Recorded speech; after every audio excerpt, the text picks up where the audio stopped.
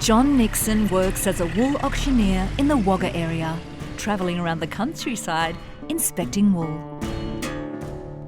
While on one of his road trips, he made a snap decision that ended up saving his life. 8 years ago, I was living in Temora. I drove in on my lunch break, saw the lifeblood van parked in the main street of Temora, and decided to donate blood. Part of the screening that we do before we take blood from somebody is we do a little finger prick test, and that's looking at something called your haemoglobin.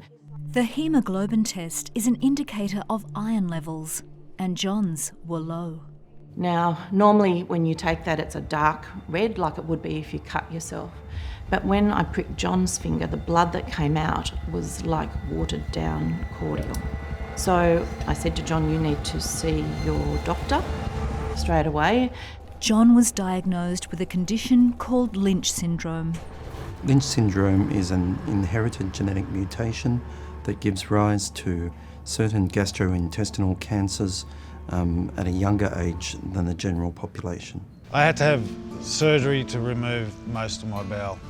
Roughly the amount of bowel I have left is approximately 20 centimetres.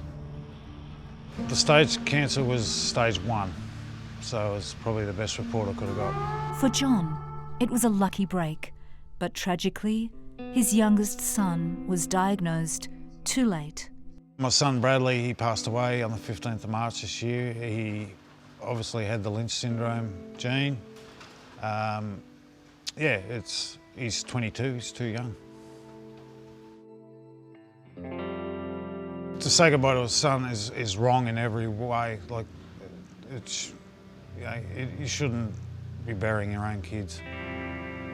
John, I'd never met him before. I only saw him that once for a short time. Now, I know his partner and his partner's son. She came in one Saturday morning and while I was interviewing her said, I just have to ask you a question for my partner. He wants to know when he can come back and donate.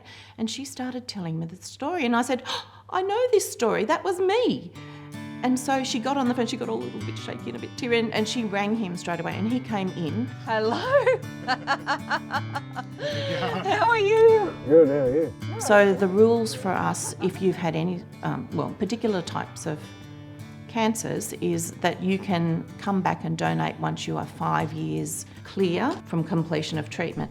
Leukemia patients, however, are not allowed to donate blood.